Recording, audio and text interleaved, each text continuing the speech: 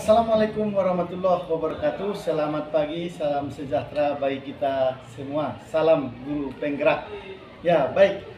Kali ini bersama saya Ansarudin Siregar, calon guru penggerak angkatan 11 Kota Padang Sidimpuan. Saya bertugas di SMA Negeri 3 Padang Sidimpuan dalam mengampu mata pelajaran matematika. Ya, untuk pertemuan kali ini kita akan melakukan pra-observasi dalam tahap awal dalam supervisi akademik. Di sini telah hadir Ibu Husnul Fatimah, guru SMA Negeri 3 Padang Sidimpuan mata pelajaran matematika. Kita akan bincang-bincang dengan Ibu Husnul Fatimah ya. Boleh. Selamat pagi Bu. Selamat pagi Pak. Iya, sehat Bu ya? Alhamdulillah. Iya, baik. Dalam supervisi akademik kita mengetahui bahwa ada 3 langkah. Yang pertama pra-observasi, observasi dan pasca observasi. Iya, Pak. Ya, untuk kegiatan kita kali ini adalah pra-observasi yang tujuannya mengetahui nanti sejauh mana persiapan Ibu untuk melakukan pembelajaran di kelas. Iya. Makanya saya di sini akan tanya kepada Ibu, sudah apa yang dipersiapkan, apakah tujuannya, strateginya, area yang dikembangkan, dan kapan akan diwujudkan. Baik, kita mulai. Yang pertama, kira-kira tujuan pembelajaran apa nanti yang akan Ibu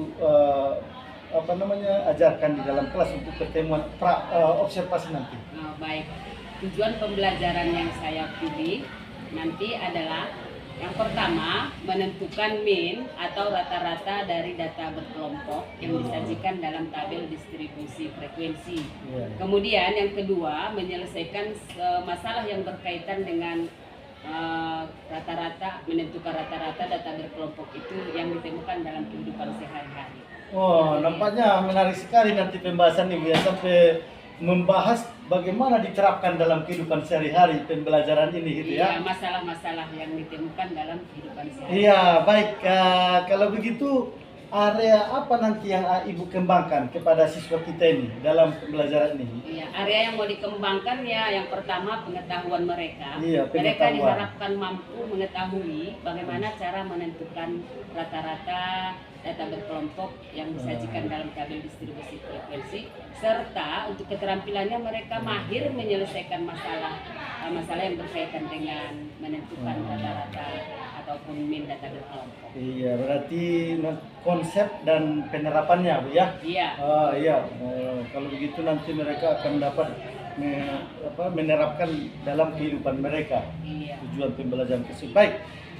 Kemudian kira-kira strategi atau metode apa nanti yang akan Ibu buat supaya siswa ini menangkap tujuan pembelajaran yang akan Ibu sampaikan kepada mereka? Oke, di sini pembelajarannya saya punya strategi supaya berpusat kepada peserta didik adalah saya yang pertama memberikan LKPD.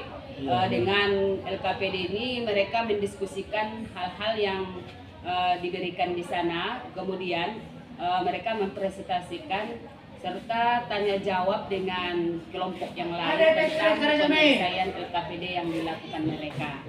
Kira-kira seperti itu. Dari situ kita dapat melihat bagaimana kemampuan baik dia di pengetahuan maupun keterampilan siswa. Oh, mantap Bu ya. Kayaknya pembelajaran Ibu nanti hidup kondisif kelihatannya ini. Artinya siswa diajak untuk terjun langsung ataupun aktif interaktif mengikuti pembelajaran Ibu ya.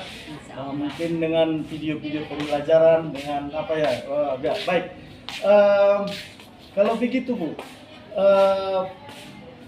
kapan akan Ibu laksanakan apa ini? Kita kira-kira kapan kita bisa observasi ini? Boleh. Ini untuk materi ini rencananya akan dilaksanakan pada hari Jumat tanggal 18 Oktober 2024 di jam ke-2 dan ke-3 di kelas 12 MIA 5. Iya, kelas 12 MIA 5 hari Jumat jam ke-2 dan ke-3. Oh, ya, baik. Insya Allah nanti saya akan membersamai Ibu di dalam kegiatan belajar mengajar Ibu. Boleh. Bagaimana saya akan melihat bagaimana tujuan pembelajaran dan strategi yang akan Ibu terapkan di dalam kelas. Boleh Pak, boleh. Iya. Baik, nampaknya pra-observasi ini berjalan dengan bagus dan Ibu Husnul Hatimah sudah memberikan gambaran yang akan dijalankan nanti di dalam kelas ketika terjadi proses belajar mengajar. Terakhir, saya ingin tanyakan kembali kepada Ibu, refleksi ya, apa yang didapatkan dalam pra-observasi kita ini? Dengan mempersiapkan hal-hal yang akan dilakukan di dalam kelas, saya sangat berharap ini pembelajaran yang saya lakukan ini berhasil sesuai dengan tujuan yang sudah ditetapkan. Oh iya, baik. Kalau begitu mudah-mudahan nanti Ibu bisa menjalankan dengan bagus sebagaimana yang kita canangkan tadi, Bu ya. Iya. Iya, terima kasih Bu. Iya, Semoga sama-sama, Pak. dapat dijalankan nanti dengan bagus. Iya, sama-sama Pak. Ya. Bagaimana kabarnya hari ini? Baik, Bu. Yang tidak hadir dari tiga orang ya? Tadi Adi, Maisaro dengan si Eki.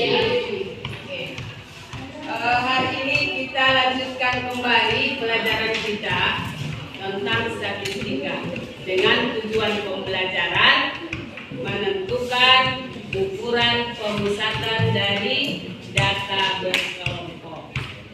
Di pertemuan sebelumnya, ukuran pemusatan itu sudah kita tentukan, yaitu sebanyak 3 jenis, yaitu apa?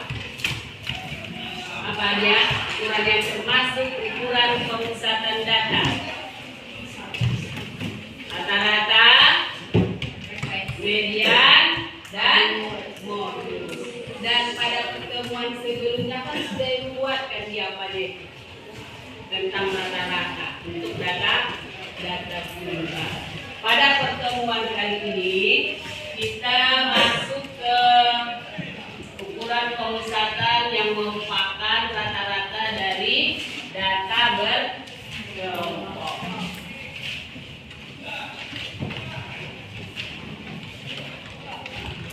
Ini sudah bagian yang kedua ya, atau bagian B. Ukuran pemusatan yaitu tentang rata-rata. Di sini di sebelumnya sudah kita sampaikan pertemuan sebelumnya itu untuk min rata-rata data tunggal. Yang kemarin apa dia, Hendrik? Apa yang ditanya sama kamu? Rata-rata, contohnya kemarin. Rata-rata nilai untuk semua mata pelajaran. Nah, ini lagi kau. Nah, itu termasuk data tunggal. Nah, misalnya mata pelajaran sebanyak 14, data yang pertama sampai data yang ke-14. Nilai mata pelajaran pertama sampai dengan mata pelajaran yang ke-14 itu dia akan dijumlahkan lalu dibagi dan dia dengan 14. Kemudian secara rumus itu sigma dari apa? XI. I dimulai dari 1 sampai N per N. Ini dia nampak ya. Per sigma N per N. Apabila data tunggal bisa juga dijadikan dalam bentuk tabel ya. Tunggal dia. Misalnya itu kemarin ada 14 mapel ya. Nah, kita buat dalam bentuk tabel. Yang senilai dituliskan sekali, misalnya nilai matematika wajib dan matematika peminatannya itu sama-sama 85. Nah, dibuatlah frekuensinya sebanyak 2, karena 2 untuk nilai 80. Itu termasuk data tunggal juga. Yang dalam tabel dibuat rumusnya sigma FI dikali SI. Dimulai dari 1 sampai N per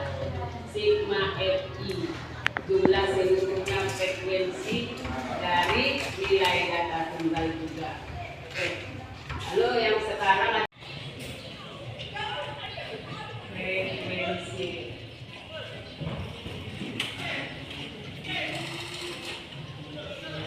Dapat kelas tadi 4. Jadi 5 kelas.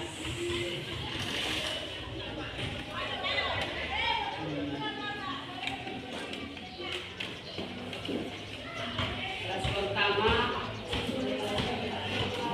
45, 9.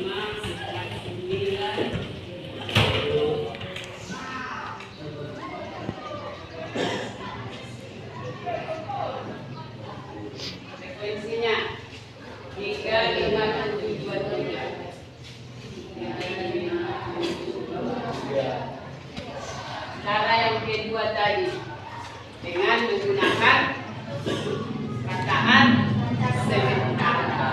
Yang mana kelas yang dipilih? Nah, lihat dulu. Kelas ketiga.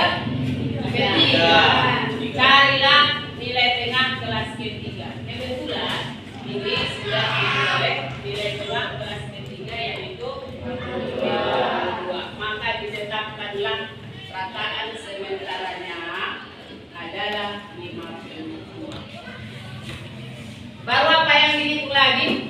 Simpangannya. Apa tadi rumus simpangan? Apa rumus simpangan? Dirumuskan lagi. Simpangan. DI simpangan yaitu nilai tengah setiap kelas dikurangi rata-rata sementara. Jadi nanti di sini DI ya. Ini FI dan DI. Nilai tengah setiap kelas dikurang rataan sementara. Lihat lagi yang tadi belakang ya. Nih, kelas pertama berapa D-nya? Ada di sana teksnya kan? Berapa D1-nya di kelas pertama? Ini rumusnya. Nilai tengah kelas pertama adalah 42. Dikurangilah dia dengan 52. Berapa dia? Minus 10. Terus berapa dia? Kelas kedua nilai tengahnya adalah 4. Iya betul. Minus 5, 0, 5 dan 10. Bisa ya? Nah, di rumus tadi apa? Kalikanlah FI dengan DI. Buat tabelnya lagi. Iya, ini lebih gampang ya perkaliannya. FI dikali DI. Coba di kelas pertama. Iya, min 30, min 25, 0, 10, 30. Kira-kira berapa jawabannya ini? Kalau dijumlahkan, yang minus dengan positif saling bentuk 0. Berarti tinggal yang ini. Berapa dia? Minus 15.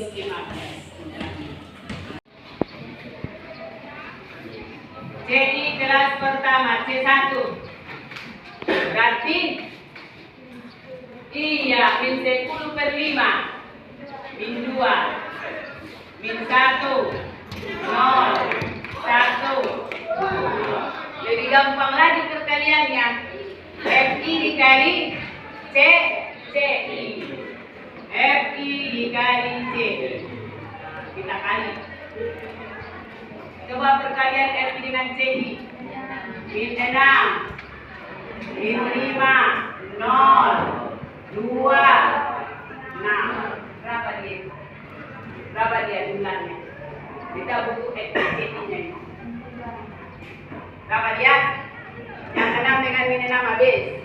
Tinggal min 5 dengan berapa dia? Iya bagus.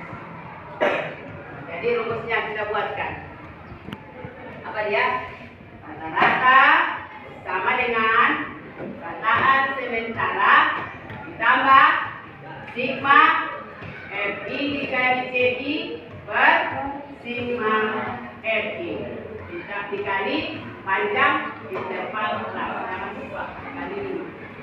Coba ini tetap ya.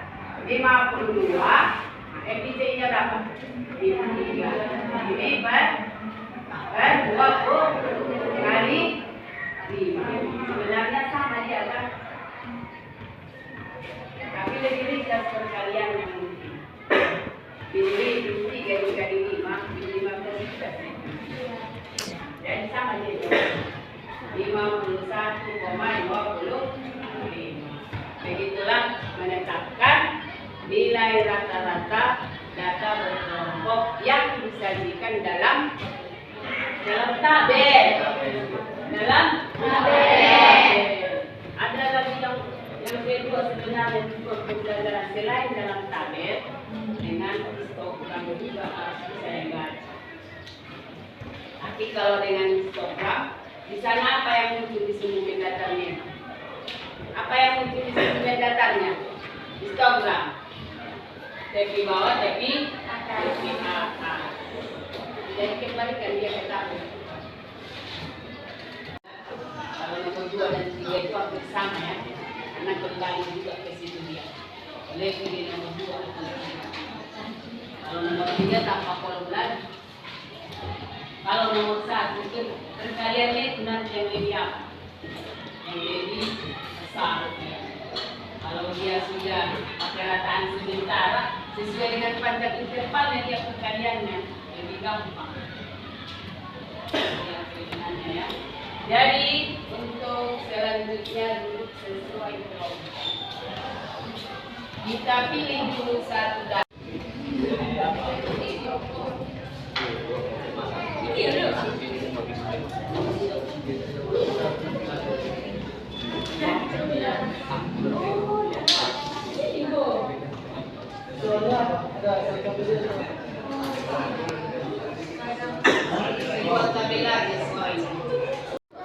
Kelas pertama 61 sampai 70. Kelas kedua 71 sampai 80. Kelas ketiga 81 sampai 90. Kelas keempat 91 sampai 100. Masing-masing frekuensinya 5, 12,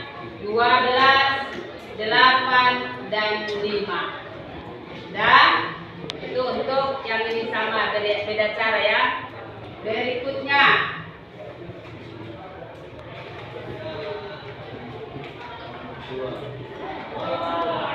ini juga nilai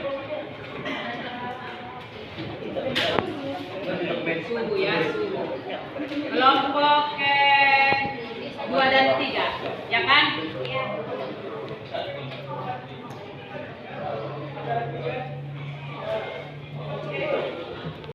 Assalamualaikum warahmatullahi wabarakatuh. Perkenalkan kami dari kelompok 1 ingin mempresentasikan hasil diskusi kami Tentang data nilai matematika 30 orang siswa.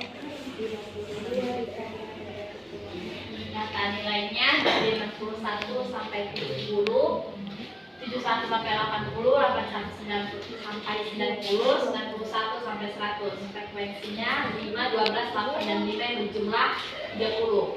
Nilai tengah dari kelas pertama 75, 70,5. Nilai tengah dari kelas kedua 75,5. Nilai tengah dari kelas ketiga 85,5.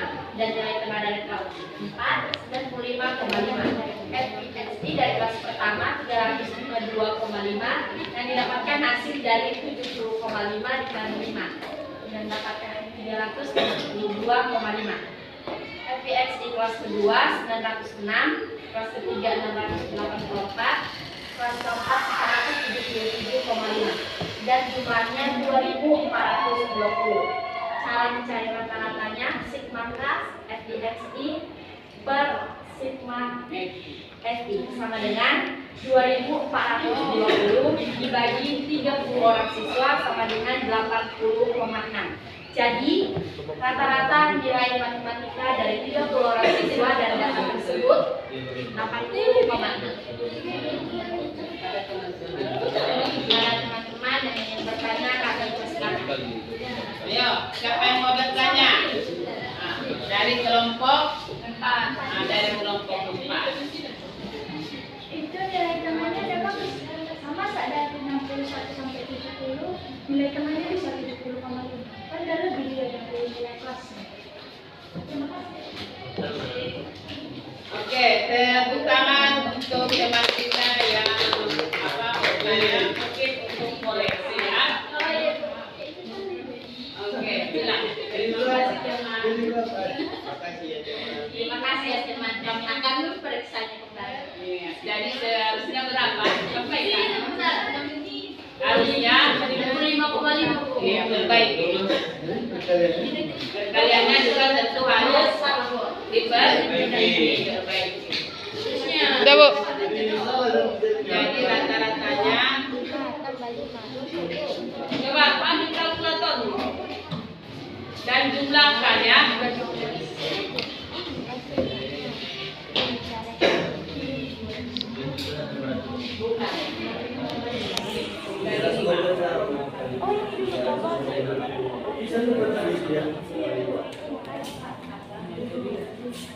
Video dulu, Bang. Video dulu biar aku kerjakan dulu punya aku.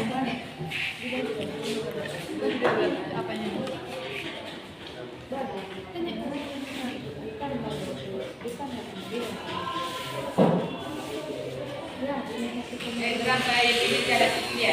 6 apa, Bu? Rata-ratanya. Belum dah, Bu. Oh yang mana lagi? Ini ya buku yang tunggu sama aku.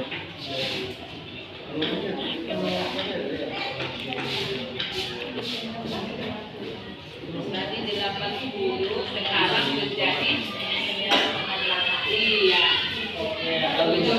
Nah, jadi kalau kita lihat tabelnya itu judul kita ukuran pemusatan kan, berarti berpusat di kelas yang memiliki frekuensi tertinggi.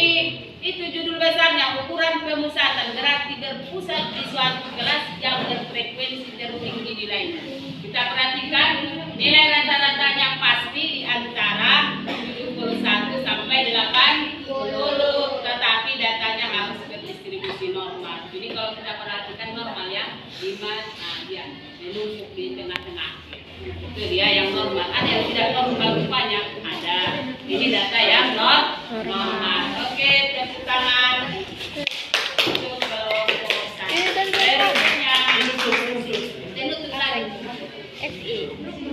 Demikianlah hasil presentasi kami. Jumlah ininya Mohon semua. maaf bila ada salah. Terima kasih. Iya. Demikianlah pembelajaran kali ini. Semoga ilmunya dapat diterima atau apa namanya? Diterapkan dalam kehidupan sehari-hari. Amin. Bukan hanya satu cara yang bisa 3 cara. Oke, terima kasih atas siswa ataupun kelompok yang sudah tampil. Mungkin kelompok selanjutnya nanti menyusul. Oke, terima kasih. Assalamualaikum warahmatullahi wabarakatuh.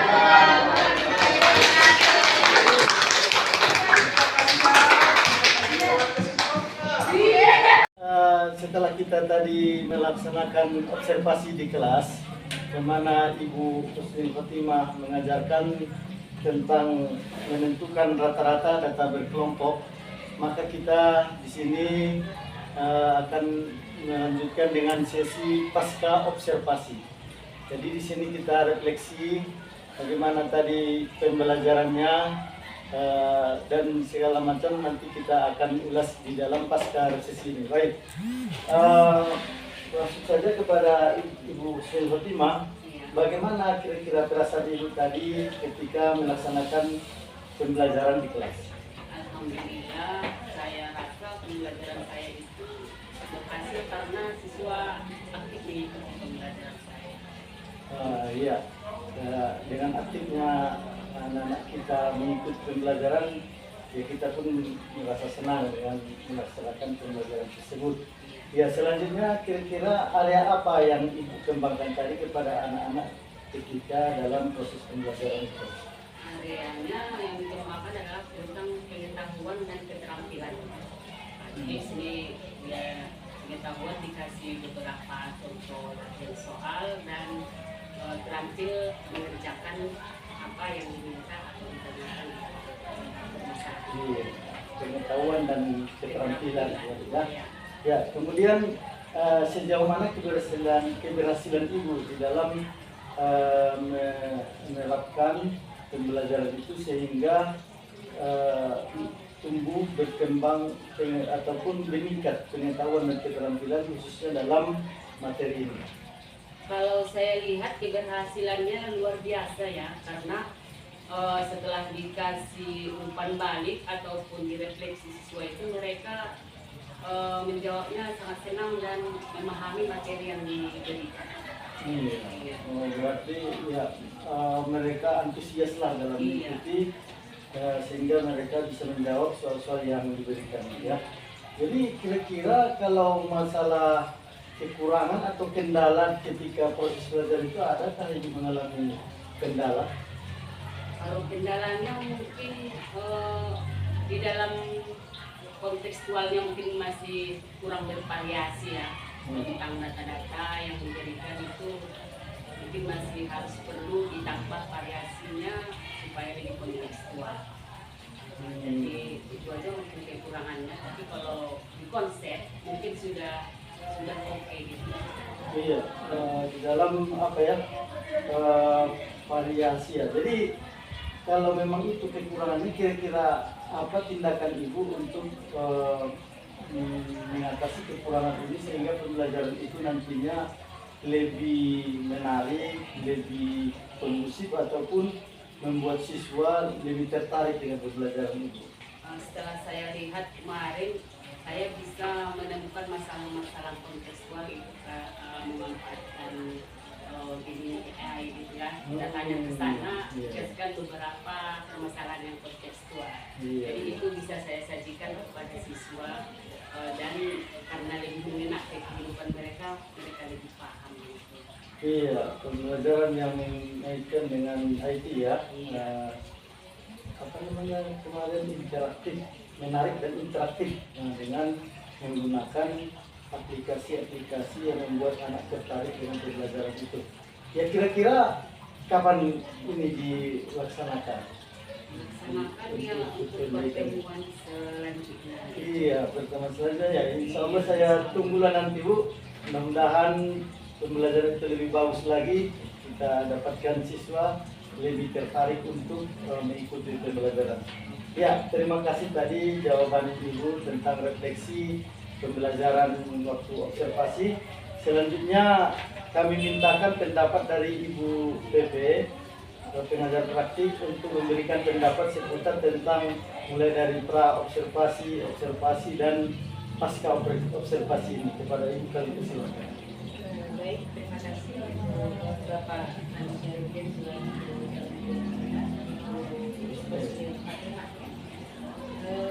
BI 5 ini kan bertujuan untuk pengembangan individu agar bisa berkolaborasi dengan pengajar sejarah dengan tema BI 5 ini pembelajaran yang berdampak pada hidup. Di sini saya melihat alhamdulillah coaching antara dalam bergerak dengan rekan sejauh sudah berlangsung dengan sangat baik, sehingga harapan kita bersama tujuan dari observasi tadi kemudian pas dari mulai pra observasi sampai pasca observasi ini harapannya tujuan dari pembelajaran nanti tercapai dan Pak Ansarudin sebagai calon guru penggerak bisa lebih mengembangkan diri dalam berkolaborasi dengan rekan sejauh khususnya MGMT Matematika Pelajaran yang saya pikir selamat Pak Ansar, begitu juga Ibu sebagai rekan berkolaborasi. Mudah-mudahan pembelajaran yang yang sudah dilaksanakan ini memang benar-benar dia berdampak kepada murid sesuai dengan tema pendampingan individu PB 5 ini. Saya pikir ini dari saya, terima kasih. Ya, terima kasih Bu atas masukan yang diberikan. Ya, baik, demikian tadi pasca observasi yang mana saya sebagai coach telah memberikan berbagai pertanyaan, juga begitu dengan masukan ataupun saran dan Ibu Usnil Hotimah sebagai koci, sebagai yang bertindak di dalam kelas memberikan pembelajaran kepada anak didik kita, dan kepada Ibu PP kami ucapkan terima kasih yang telah memberikan masukan bagaimana kami dapat meningkatkan pembelajaran untuk lebih baik ke depan. Demikian, terima kasih kembali kepada Ibu Usnil Hotimah sebanyak-banyaknya, ya begitu juga dengan